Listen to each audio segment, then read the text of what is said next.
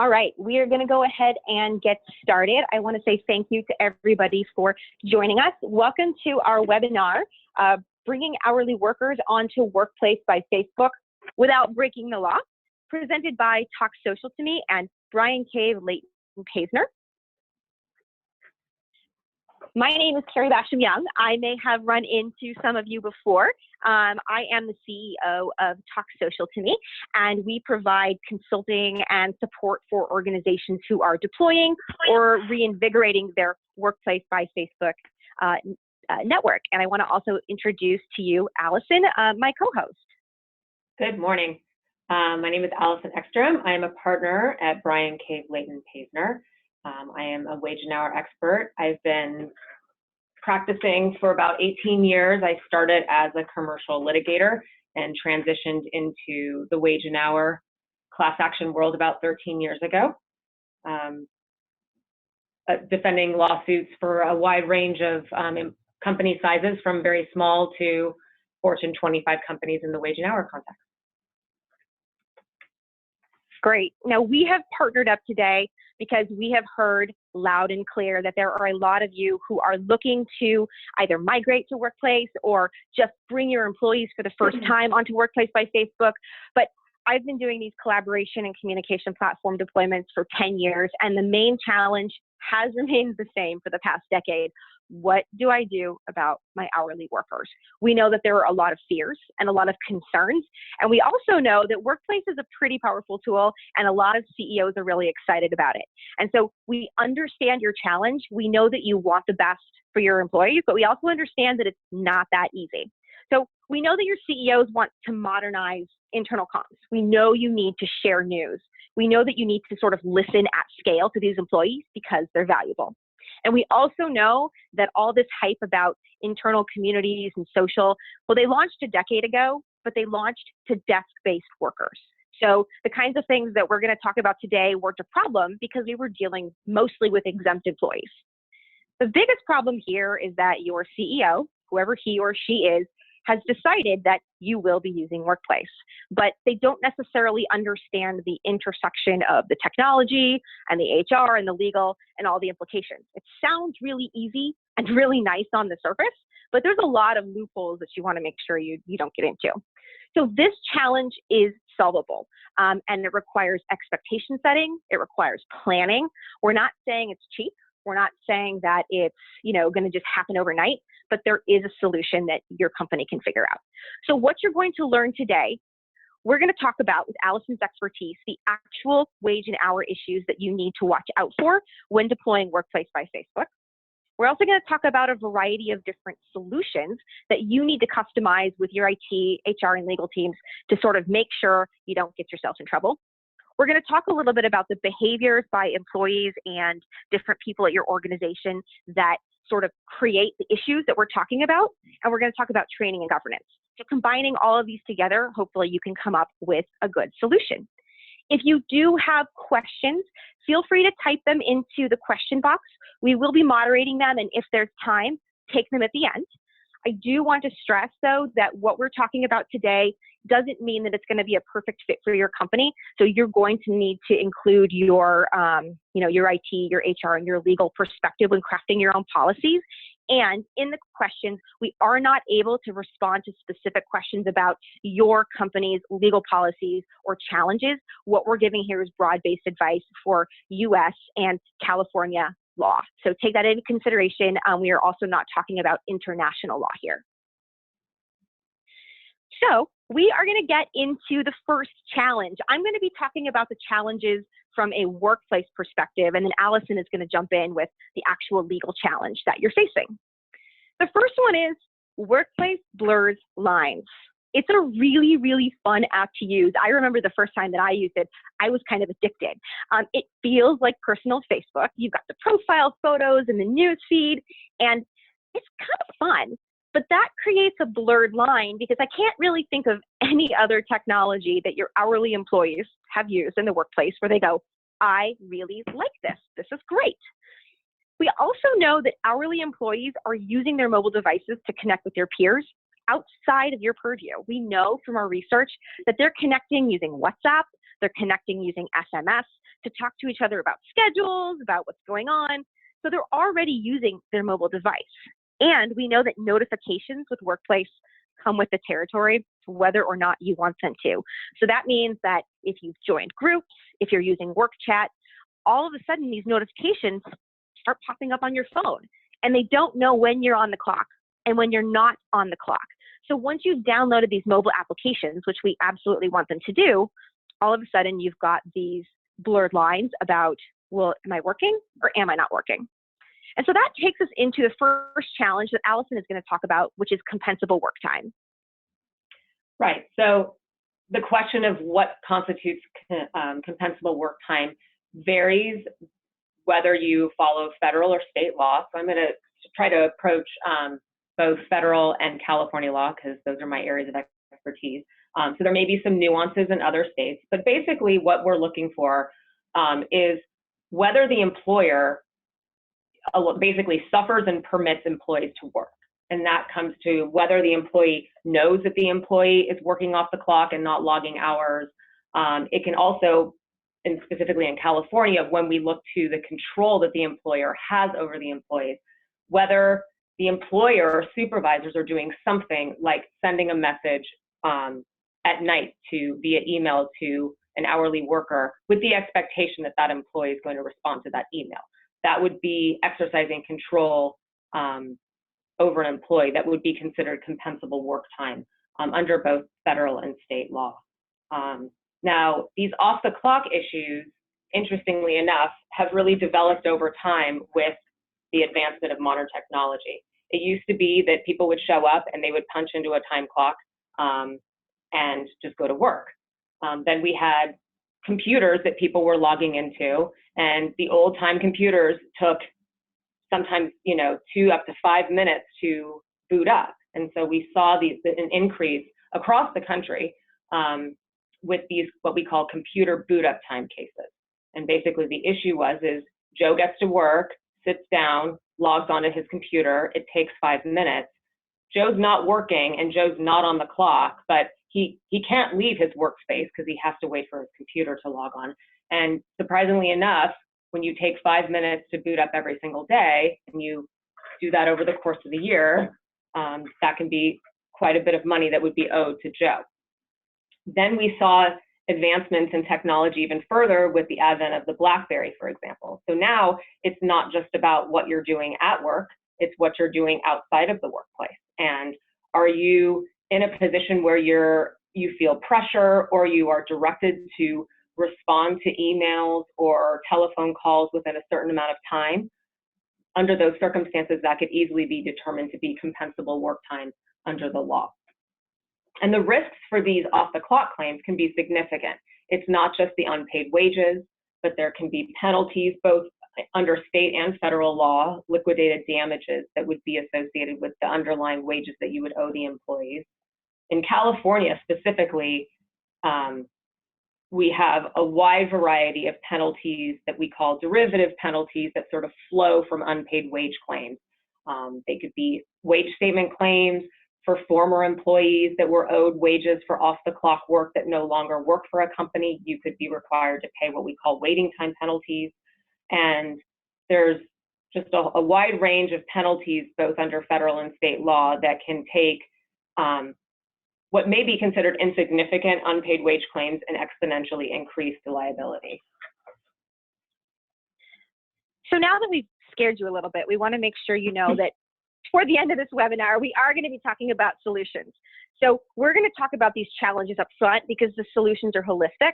So we'll get to those specifically toward the end of the webinar. But before we do that, we're going to keep going with some of the challenges that you're going to want to think about. The second challenge is the business pressures that Workplace by Facebook might accidentally sort of put on your employees. So we know that people are constantly in front of their phone. Doesn't matter if they're doing Snapchat or Instagram or YouTube or Facebook or Workplace by Facebook. People are always on their mobile devices. We also know that it's really easy to just quickly log in and sort of say, oh yeah, I can help you with that.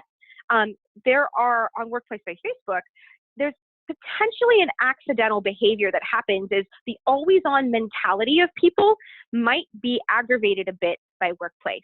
So for example, if you are logging onto workplace chat and someone sees a little green dot that you're available, a manager might have to say, hey, could you help me out here? I have a question. And those really engaged, motivated employees who just happen to be paid hourly might want to help. Additionally, if you use something like @mentions or notifications, people might feel like, well, I'm not on the clock, but Maria over there just responded, and I'm going to be up against Maria for a promotion next month. I better respond too. So this everyone is visible, all things are out there for everyone to see, sort of exacerbates the pressure that people might feel to achieve. There's also that social feeling of workplace that's sort of overshadowing the fact that work is work. So in this screenshot here really quick, somebody might just not care that they're on their break because they want to help their boss out, but that's something that does bring in additional legal concerns. And so I'm going to toss it over to Allison to talk about breaks and how to think about that challenge with Workplace by Facebook.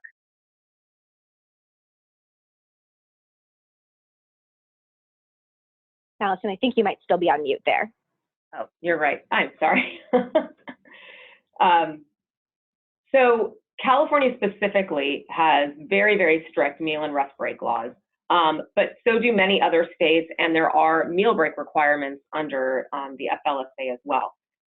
Oftentimes, I would say most employers do not and are not required to pay employees for the time that they spend eating their lunch. That is traditionally off-the-clock work.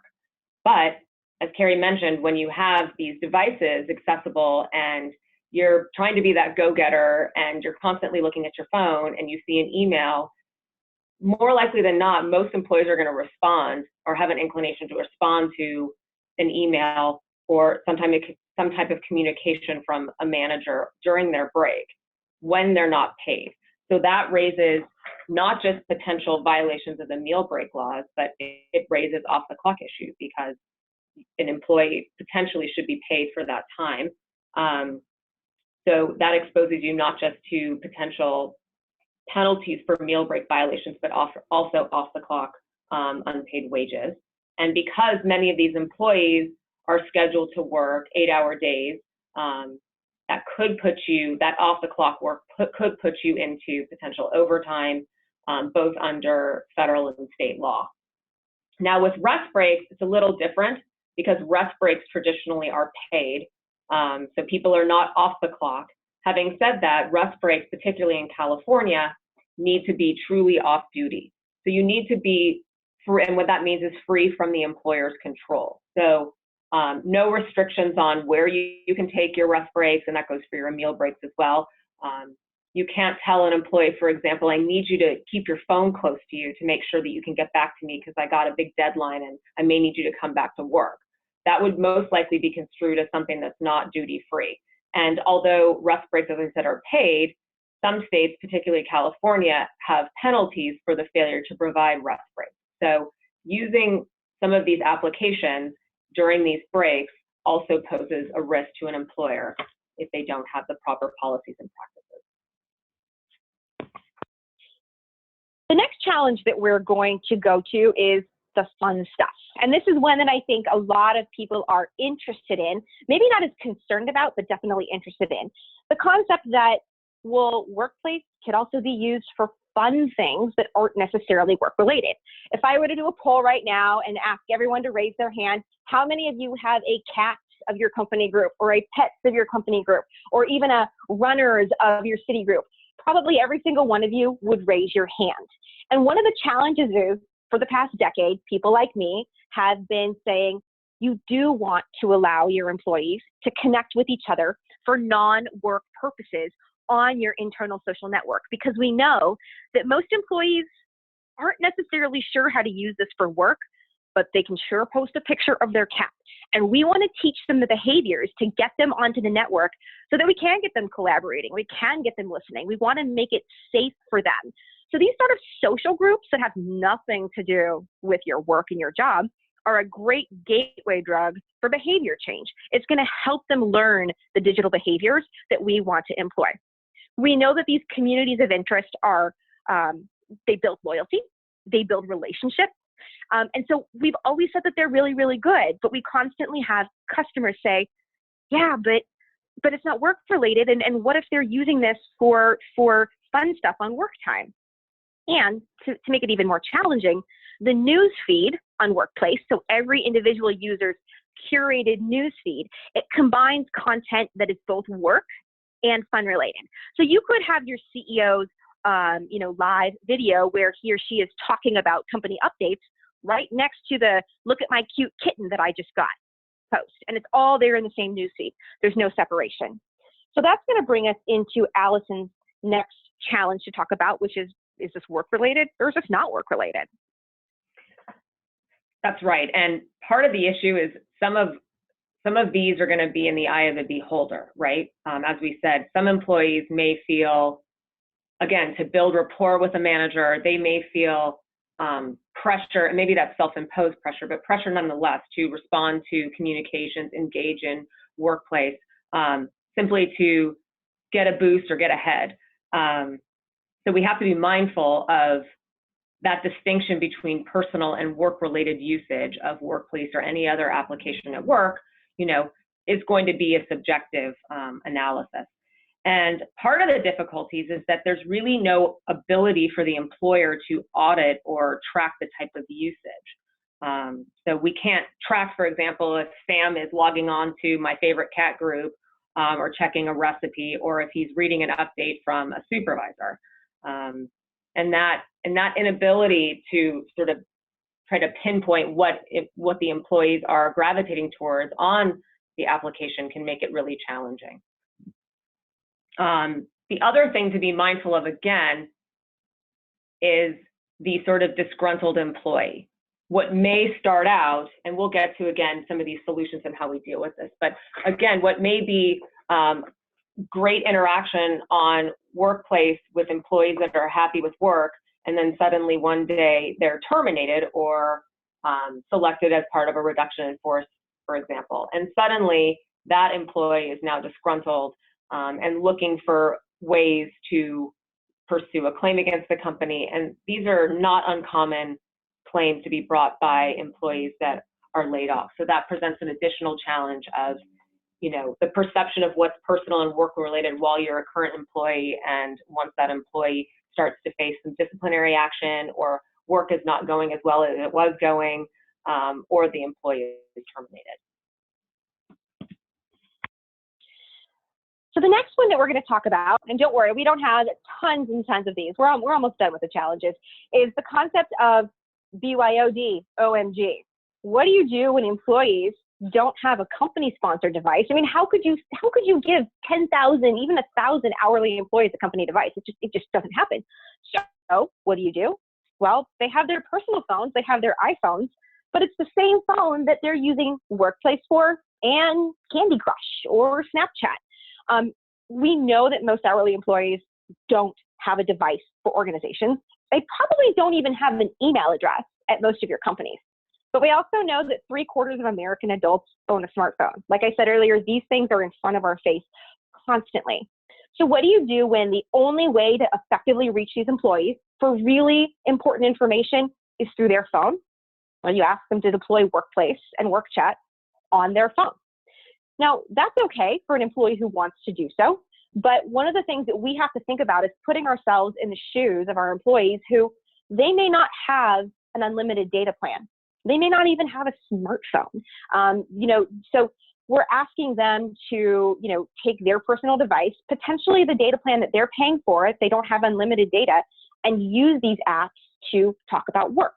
And, that drains the battery, that uses their network data, and might end up being actually costly to those employees, which takes us into Allison's next challenge of expense reimbursement. Sure. Many states have expense reimbursement laws. California in particular has a very strict expense reimbursement law. And there have been some recent decisions, particularly in the cell phone context, that when an employee is required to have a cellular phone for business purposes, California law does require that an employer reimburse the the employee for the reasonable expense associated with the use of that cellular phone. Now, if you require email, for some employers that are requiring employees to engage or at least have access to Workplace, and that's required to be on their personal device, that does raise the question of whether or not the employer would be required to reimburse for that expense. Again, under California law, it's a reasonable reimbursement. Having said that, the cases also make clear that if an employee can establish that, for example, if there's a stipend that's paid to employees monthly for personal devices, if an employee can establish that they're actually being required to use their personal device in an amount that exceeds that allotment, and they can demonstrate that, the employer would be obligated to reimburse for the actual expense. So that's another thing to keep in mind about whether you're going to permit employees or you are going to ask employees to have access to the application on their personal devices. The next challenge that we have is the what's safe for work and what's not safe for work. So this is a little bit different than what's work-related or not work-related. The idea is that what's appropriate for people to post on your network and what's inappropriate. And there are shades of gray here that are going to be very custom to your organization. The beauty of Workplace is that you've probably never before had a tool, an app, a platform to connect everybody where they can go, oh, I'm meeting my people. I didn't realize that there were 7,200 other drivers that I could connect with. This is really cool. At the same time, those 7,200 other drivers, you know, maybe they're not used to posting on something where everybody can see what everyone else is saying, and maybe they have some colorful language, maybe they have ways of posting on personal Facebook that isn't necessarily appropriate for the enterprise context. And so organizations need to think about, if I open this all company platform to everybody, what do we define as appropriate and inappropriate content? So there are some definite no-nos. Cursing, hate speech, things that are totally inappropriate. Those are things that really, you already say, don't do this inside your organization, and that absolutely applies to Workplace. But what about some of these other things that blur lines? Some organizations, you know, have buy and sell groups. What if somebody wants to sort of raise money for a charity for a 5K that they're doing? What if somebody has a side gig selling leggings from LuLaRoe or some kind of makeup, right? Are we allowing them to do that on this network? Is that appropriate? Is that inappropriate? I don't know. And that's something that every organization needs to think about, because somebody might choose to do that on Workplace if they haven't been told otherwise. You also want to think about other topics that may be fine for you and may not be fine. That includes religion, politics, hobbies. Are these sort of topics okay for people to post about or not? And there's a couple of different shades. I mean, I've worked with organizations where there was one community where someone was going to actually show his CEO. It was a banking community. Hey, look, see, nothing ever happens in the community. That things are fine here. There's never inappropriate content. And he shows the CEO and he logs in. And the very first picture there that just happened to pop up in the newsfeed was of someone's trophy from having gone hunting. And so there was a picture of somebody there in the Hunters Club with a dead animal. Not necessarily inappropriate. It's not a four-letter word. It's not hate speech, but is that the kind of stuff that you want in your community? There was another one where we had, and this was years ago, where there was a photography club, and people would post pictures of nature and what they were doing, and really, really great photography. It's a very common hobby.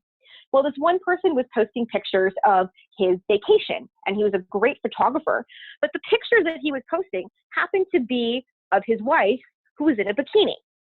And it sort of offended some people. And so there was a question, well, is this appropriate or inappropriate? He's not trying to do anything bad, but this doesn't make me feel comfortable at my organization because of these photos. So this is the kind of thing when at scale, tens of thousands of employees have access to, we have to think about. And so we're going to bring up the legal concern here from Allison's perspective. Right. Employers do have control over defining what constitutes inappropriate speech. As Carrie mentioned, there's some types of speech that you're absolutely, permitted to use at work, and there's equally types of speech, hate speech, for example, that you should use that universally would not be permitted at work. But depending on the type of organization, some speech may be more tolerable in some environments than others. And obviously, employee handbooks and written policies are a great way of defining a code of conduct, for example, and what's acceptable and not acceptable in the eyes of the employer. One thing to be mindful of is in your policies, for example, if you are going to permit people to have engage in political speech, which is perfectly fine, you have to just be mindful about whether or not you're precluding some type of speech over others, or if you are, for example, permitting people to have a private chat room, or have a chat room that addresses GOP politics but not Democratic politics. Sounds extreme, but there are organizations there that do try to push certain political events certain ways, and we do need to be mindful of when a policy could have a disparate impact on certain types of speech. And again, this will vary by company, and truly, the benefits of an open dialogue among the workers obviously outweighs any risk here. So, as I said, we'll discuss ways of crafting policies to make sure that you're allowing everybody to have appropriate speech and all different kinds of speech, and not differentiating or discriminating on the type of speech that they're engaging in. And that takes us to our last challenge, which is unions, before we get into our solutions. And I know this is a really big topic for a lot of people on this call. We've heard that loud and clear. And of course, 10.7% of the American workforce, almost 15 million employees, are union in 2018. And it's remained the same from 2017. So we understand that there is a hesitancy and a concern to open workplace up to union employees, because like we said earlier, sometimes in a lot of cases, this is the very first time that you would be giving employees a digital platform, any platform, to connect with each other. And now all of a sudden you've got, these people who are or are not unionized able to connect with 10,000 other like-minded workers. So we understand the concern about that. And we also understand the concern that workplace is a tool. It's open by default, right? People can go in, create groups, join groups. It's not like you bring people into a jail cell and that's the only place where they can connect. So the concept of open by default is kind of scary to a lot of you. And we're going to talk a bit about what the legal considerations are from Allison's perspective, and then dive into the solutions to make all of this better for you. So unions, throughout our history have, gotten special attention from their, in terms of what they are and are not allowed to do in terms of efforts to unionize. But one thing that's been clear as of late is that employees cannot be restricted in terms of their efforts and attempts to unionize. That is considered protected speech, and that they would be permitted in this context, arguably, to use an application like Workplace to discuss potential unionization. And I think an employer should be very cautious about restricting any of that type of speech. Having said that, I think it's a good, as we mentioned before, the open dialogue definitely outweighs the risks. In this particular situation, it does give an employer some insight and a heads up as to any kind of unionization efforts by the employees, and gives sort of an inside track and being proactive, reaching out to counsel, trying to address, what's the underlying buzz that's sort of giving rise to the interest of employees to unionize, and trying to address those concerns. So knowing that there will be very, very limited circumstance where an employer can shut down any communications on Workplace or other employee communications on unionization, but it can be used in some regards for the employer's benefit. And with that, we are going to get into solutions that are going to help you here. Again, these are not prescriptive. You're going to want to take these and sort of blend them up, mix them together, make a smoothie of solutions for what works for your organizations here. So we're going to start with Allison talking through each of these sort of 6 different solution areas from a legal perspective. And then I'm going to weigh in on how do you actually make that work on Workplace? What does that look like in practice? So the first one that we're going to go to is off-the-clock policies.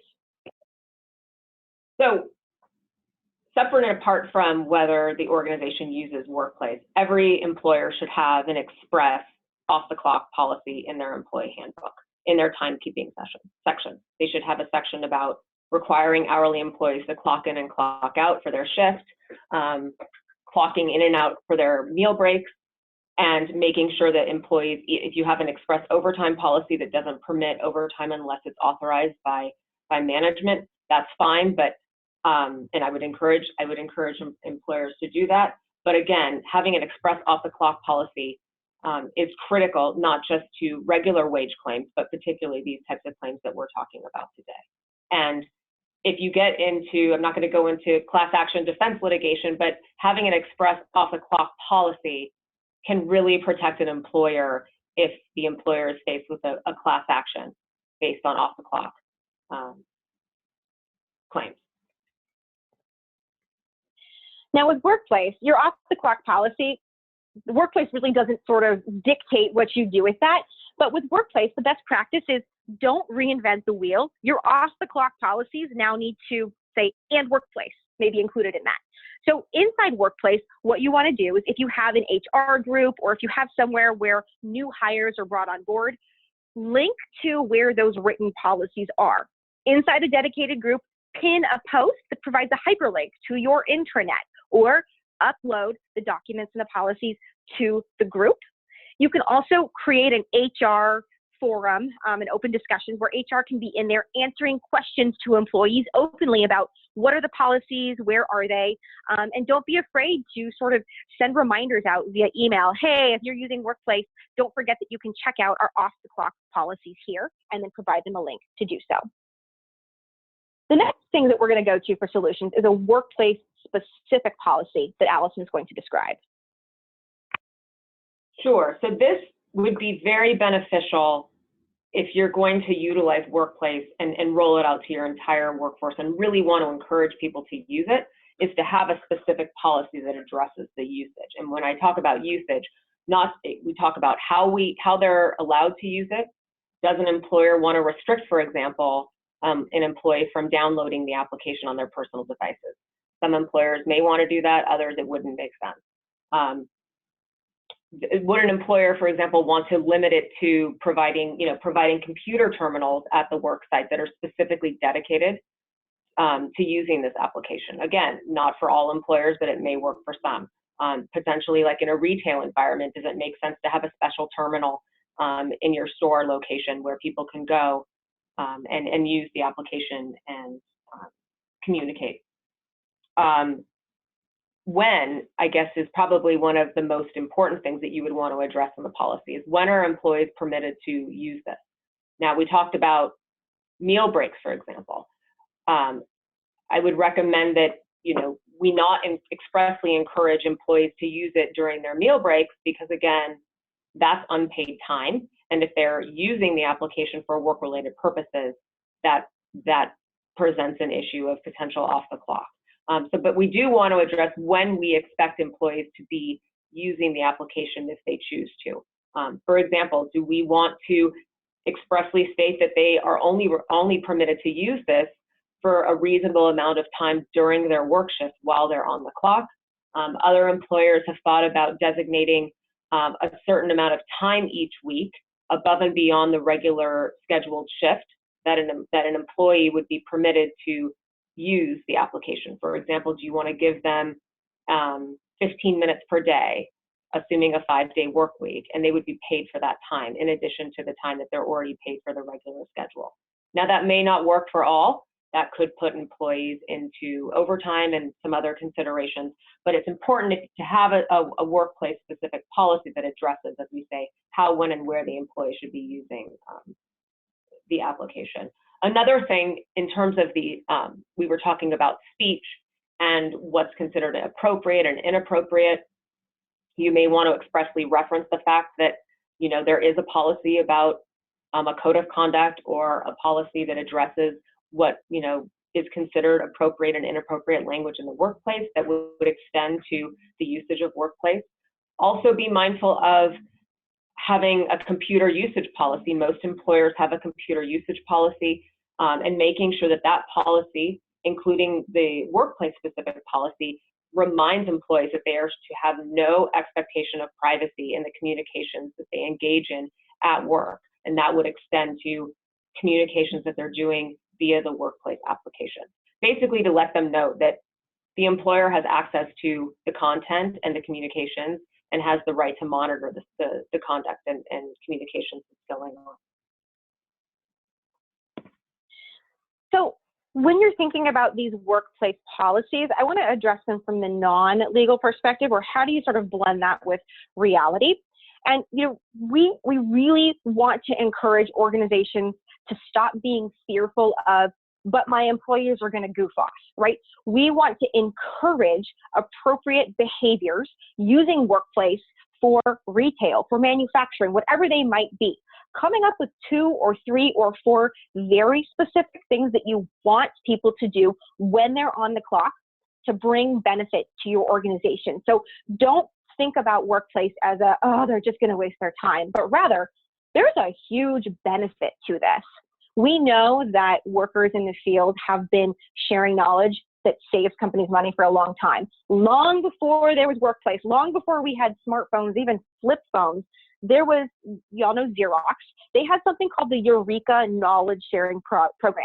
It was from the 90s, and it allowed copy technicians who were going from site to site to site to record, share, take pictures of issues of things that they were seeing at their copiers that they were fixing, and then share them to sort of a wiki-like place where it turned into sort of a book and a guide that people could log onto the internet and sort of figure out, oh, this is how to fix this particular problem. The technicians were documenting tricks of the trade. They were even documenting sounds. If your copier is making this cricket noise, here's how I fix it.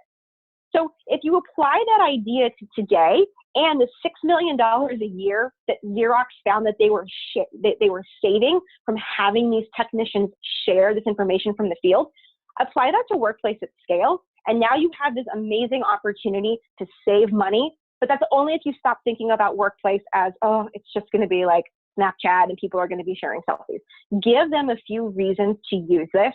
Take photos of your customers if it's approved, or take photos of a design idea, the way that you've styled your store. Make it safe to share while you're on the clock, and create policies that don't just say, don't do this. Create policies and broadly disseminate them that say, we want you to do this. You want to be part of our organization by doing X and Y and Z. Make it safe, and use caution with mandatory content. Right? This goes back to sort of what Allison was saying about personal devices. If you're going to put content on workplace, we know that exclusive content drives people, but you fall into a trap if you put mandatory content and people can't access it. So consider different ways of sharing very important content, not just on workplace. That's going to take us to the third solution, which is training. So supervisor training in the wage and hour context is critical. Not just for off-the-clock issues, but some of the other issues that I discussed today in terms of meal and rest break compliance. So your organization, if you have an hourly workforce, wants to be mindful of the need for supervisor training at least once a year. Supervisors should be, come together, have them in a training session, make sure they sign in so you actually have a record that your supervisors are actually taking the training, and go over off-the-clock work. And again, not necessarily focused on workplace. I think that it should be in a broader context as well, with talking about making sure that they understand that they are the one who direct and control the job duties and responsibilities of their subordinate workers, and to be mindful of when they're exercising control over their employees and whether they have knowledge of employees that are working off the clock, and their obligation to ensure that employees are paid, even if they're ultimately disciplined because they shouldn't have been working off the clock. They need to know that those employees need to be paid. And I have seen time and time again where supervisors, because they're trying to control costs, want to just let this go because they don't want to be dinged for additional overtime. But again, these are the types of cases that time and time again are being brought all around the country. So it's important, particularly if your organization is going to be using workplace, for managers and supervisors to have an understanding of what they what they're requiring, if they're requiring at all their employees to use Workplace for. Are they sending meeting notices to remind employees? Are they requiring employees to check the application a certain number of times per week? Are they creating, online meetings, for example? So we want to be making sure that they don't sort of run with the possibilities that they can utilize this application for with their direct reports due to the exposure of potential off-the-clock work. And that training can get really in-depth beyond just sort of helping managers understand the legal nuances. We want to teach them the nuances of the app and the unintended consequences of what they might be doing. To Allison's point, if you create an event in Workplace and you ask everyone to come to the all-team meeting, people are going to get notifications and they can RSVP. Do your managers understand what the feel is, what the impact is on your everyday employees? So there's two different kinds of training. The first one is teach the managers sort of what happens when they do this, when they @mention. I mean, I'm constantly working at a weird hour and my employees in another part of the country, they're getting @mentions. Do they really want to be getting @mentions at 9 o'clock at night? Make sure that you've taught managers the nuances of the platform, and you can do that in a variety of ways. We've seen a lot of success with web-based training, so webinars, walking them through a basic curriculum and letting them ask questions. In-person training, if that's easier, sitting down with them one by one. Sometimes it helps them to sort of click around in their own profile and see what it's like. Have them test with each other, give them a written test if you need to, and then have peer-based training so that you don't have to assume the training of, 12,000 managers, sort of create a tiered training structure. And then also use Workplace for this. It's great. Have a secret or a closed group where managers can come together and learn from each other and share and say, hey, should I do this? Should I send out an invite? Should I schedule a post rather than posting now? And let your manager sort of collaborate together in Workplace on best practices. The other thing that you want to do is you want to have end user training, right? So that's training for your entire organization.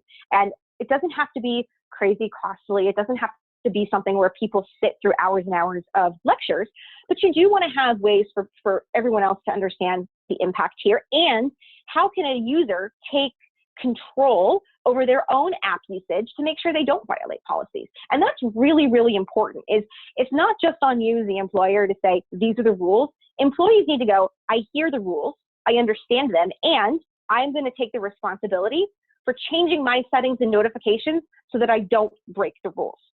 The way that you can do that is through new user onboarding, right? So as people come into Workplace for the first time, make sure that they get the opportunity to go to scheduled trainings. You can also have an open Q&A group that is hosted by HR for your employees to come and ask questions.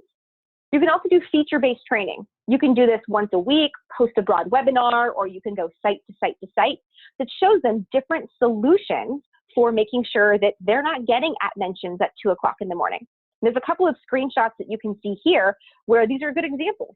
In using Workplace chat, let's say that Michael goes on break. He's doing his rest break, but he's in the middle of this crazy conversation with his team about an urgent issue. Now, that doesn't mean that Mike doesn't get to go on his rest break. He can go to the settings on Work Chat and mute the conversation so that he's truly not getting this conversation off the clock. Because maybe Mike wants to browse personal Facebook. You can't tell him don't use your phone. You can mute a conversation. So empower people like Mike with this kind of notification setting. And the Workplace settings on your phone, you have to go to, if you're on an iPhone, you go to settings for your app. It's not in Workplace, it's on the actual settings icon. You can actually turn off notifications. So coaching your employees, hey, when you're done with your shift and you're not coming back for 3 days, turn off notifications. That means that employees are going to learn, okay, if I'm not on the clock and I'm going to be gone, I'm taking responsibility for making sure that I'm not getting pinged, I'm not getting @mentions. Now, the next one we're going to go to is really more of Allison's realm, disciplinary action. What happens if people aren't behaving? Right, and so this is why the written policies are so important, because that gives HR and management the ability to hold employees the users as well as supervisors and management who are potentially, exposing the employer to this off-the-clock work, we could hold these people accountable for their actions and for violating the policy. When an employer learns that an employee has been working off the clock, whether they were, permitted to do it, whether they were told not to do it, but they did it anyways, we need to pay the employee. We need to pay the employee, and if that puts that employee on a particular day into overtime hours, we need to pay the employee the overtime hours.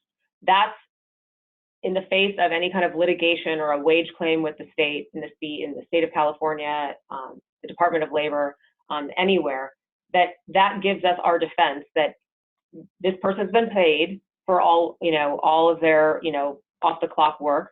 I would encourage that if obviously there's no way of tracking off the clock work, or there's typically challenges in determining how many hours they're actually working off the clock, I would recommend that you try to reach an agreement with the employee, get an understanding of really how much time were they spending, pay them for it, get them to acknowledge in writing that they agree that they have been paid for all the time that they worked off the clock. So you also have something in your hand to show, if it be a plaintiff's lawyer or the Department of Labor, that you actually paid them. They attested to and acknowledged that you paid them for all of their hours worked.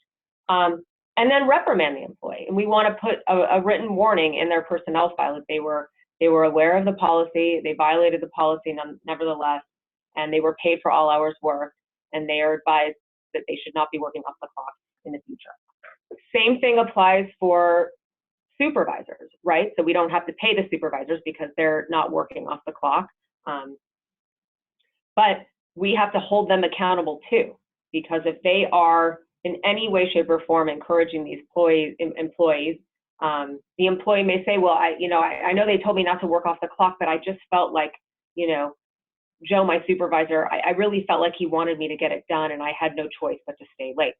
So that feeling of pressure, and I know that may be subjective to the employee, but Joe needs to understand as a supervisor that he needs to, do the best to prevent people from feeling the need to work off the clock. And if necessary, and if there's enough information to demonstrate that maybe that supervisor is sending emails at night expecting people to respond before they get to work. If you have evidence of that, that supervisor should be reprimanded for that. And I don't have too much to add here other than in no circumstances ever should you use workplace to talk about the disciplinary action that has happened, right? We don't want to make an example of anybody publicly. Joe was fired because he was letting you all use workplace. Workplace is off limits for that, right? So use your standard HR procedures, whatever they might be, to do that. Use workplace to talk about good uses and to talk about, rules and regulations, but definitely do not make an example of anybody using workplace, because that's not going to go anywhere good. And just to chime in on that, another concern with that would just be that, disciplinary action should be maintained as a confidential communication with employees. So that would also be something that I wholeheartedly agree that we should avoid referencing any discipline on the application. All right, the last one that we have, which again, I think many of you are interested in, is unions, or risk versus reward. And Allison's going to start out here with sort of how do we think about the union challenge, right? How do we frame that solution from a legal perspective? So of course, as we discussed before, we can't preclude protected speech by employees in discussing potential unionization.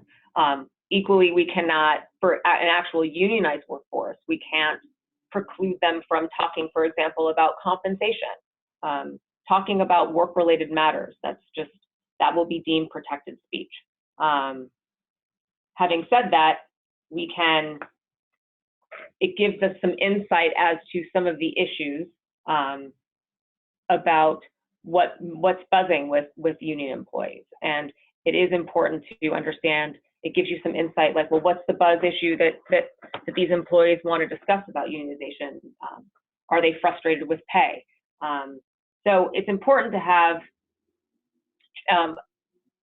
written training or just training with employees that they understand their rights, you know, in the work environment to freely communicate, and make sure that supervisors and management understand too that that is protected speech, and that they should be aware of it, and they have the right to monitor the speech and monitor what employees are talking about, and they can take action, you know, raising the issue with legal or reaching out to outside counsel, but just to be mindful of that's an area that we don't want to suppress that speech.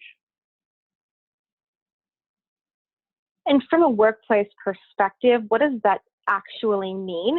I mean, I know it's pretty cut and dry, right? There's protected speech. You can't stop unionization efforts. Some companies say, oh, well, we're not going to launch workplace because of that. Well, we firmly believe that the benefits outweigh the risk if you prepare and then harness the behavior of union employees on workplace. And so there's a variety of ways to think about that.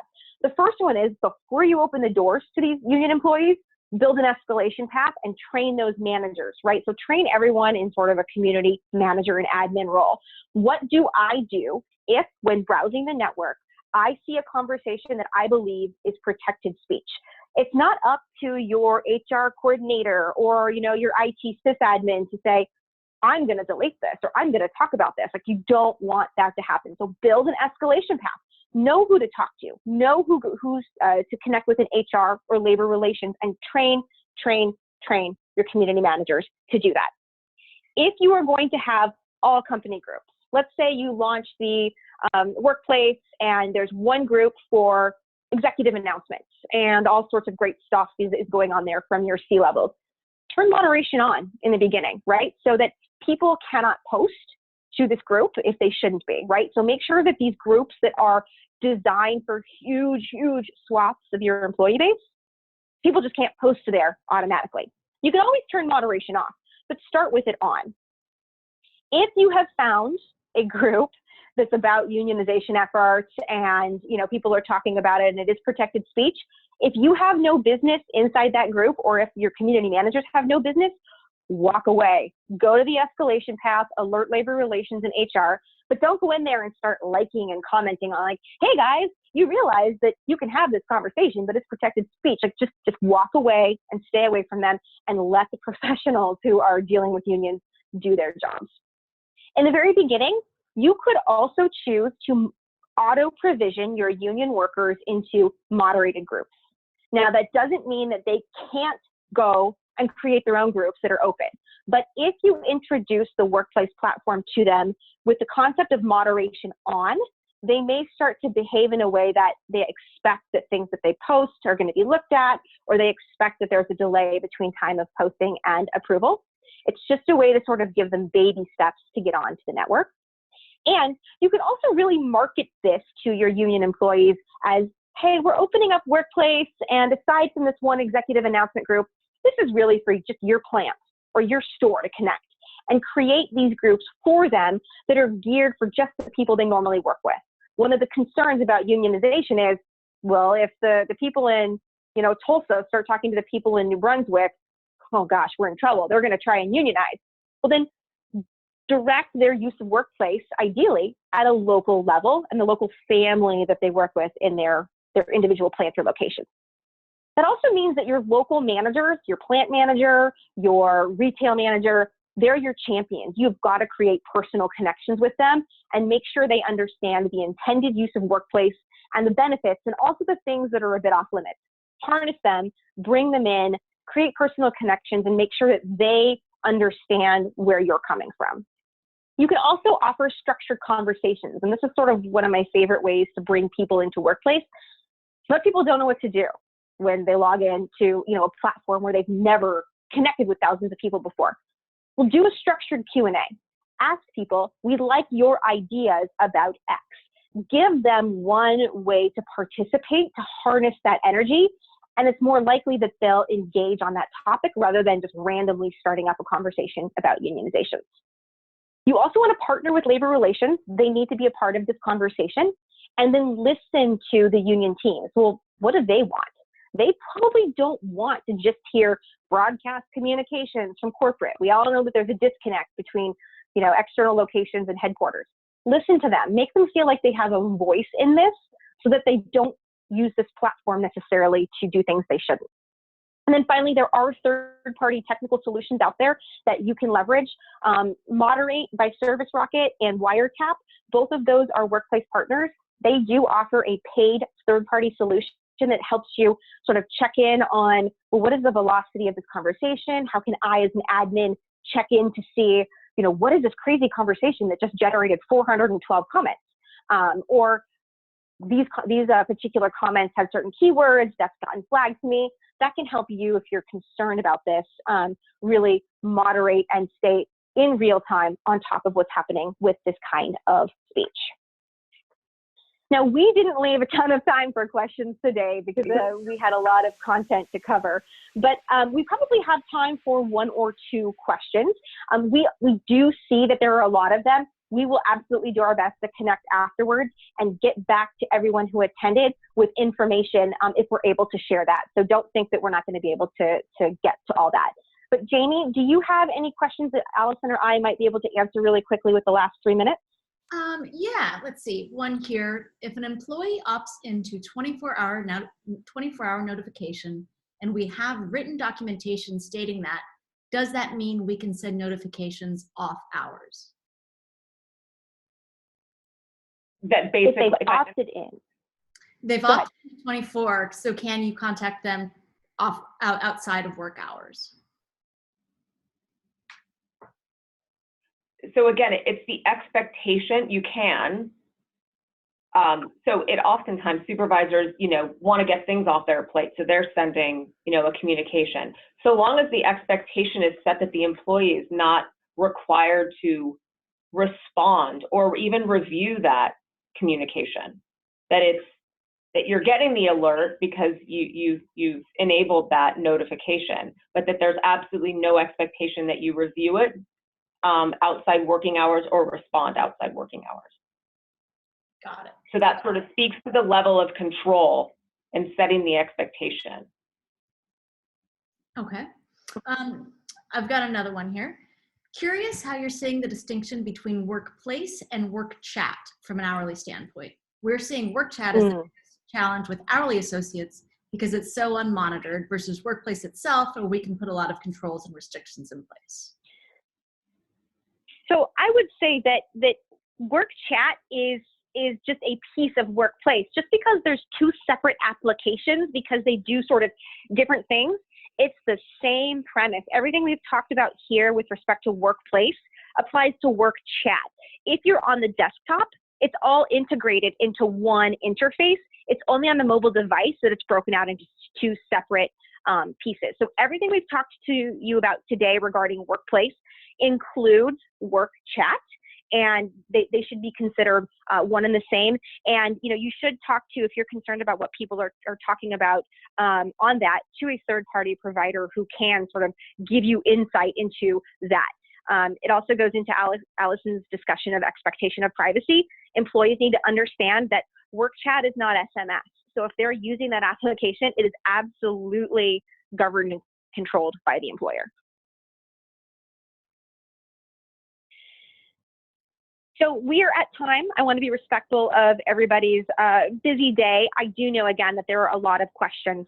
So we will do our best to connect and get back to you all as quickly as humanly possible with more information.